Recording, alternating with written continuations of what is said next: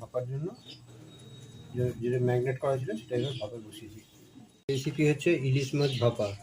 কালো সর্ষে, সাদা সর্ষে, কাজু বাদাম আছে, পোস্ত, শুকনো লঙ্কা এবং কাঁচা লঙ্কা। শুকনো লঙ্কাটা দেওয়ার কারণ হচ্ছে কালারটা একটু লালচে হবে, আর পরিমাণ যেরকম লঙ্কা খাওয়া সেই মতো করে এটাকে আমি মিক্সিতে দেবো।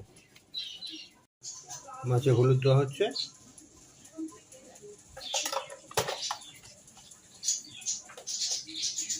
মাছের নুনটাও দেওয়া হলো। নুন হলুদ মাখিয়ে রাখা হচ্ছে, এবার পরিমাণ মতো আগে মানে কম বেশি করা হবে।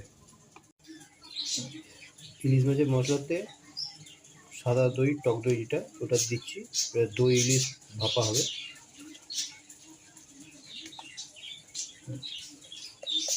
পরিমাণ মতো হলুদ দিচ্ছি, পরিমাণ মতো লবণ দিলাম, পরিমাণ মতো সর্ষের তেল দিচ্ছি।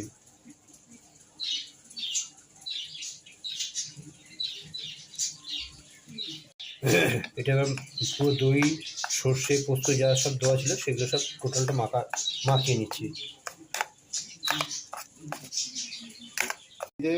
পরিমাণ মতো সরষের তেল দেবো, যে বাটিটার গায়ে তেলটা যাতে মাখানো যায় সেই মতো করে দেবো, যাতে মাছটা দিলে তলাটা না ধরে যায়, বাটির সঙ্গে আটকে না যায়, সেই জন্য এটা করা। এই বাটির মধ্যে যেটা তেল মাখিয়েছিলাম, যেটা ভাপাটা বসাবো, সেটার মধ্যে মশলাটা দিচ্ছি, দিয়ে মশলাটা দিয়ে দিচ্ছি অল্প পরিমাণ মতো। এবার ইলিশ মাছগুলো এর মধ্যে বসিয়ে দেবো।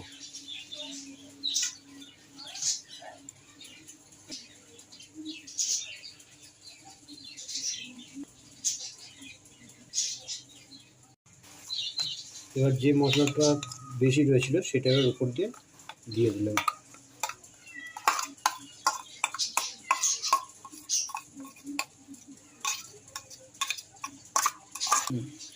চামচ দিয়ে এটা গায়ে পুরো লাগিয়ে দেবো।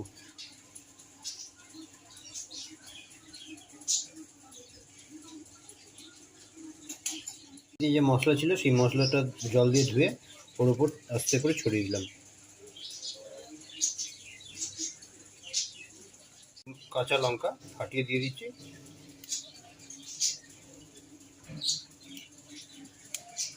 সরষের তেল আর একটু দিয়ে দিচ্ছি। ম্যাগনেট করার জন্য চাপা দিয়ে রেখে দিলাম। ভাপার জন্য যেটা ম্যাগনেট করা ছিল সেটা এবার ভাপে বসিয়েছি।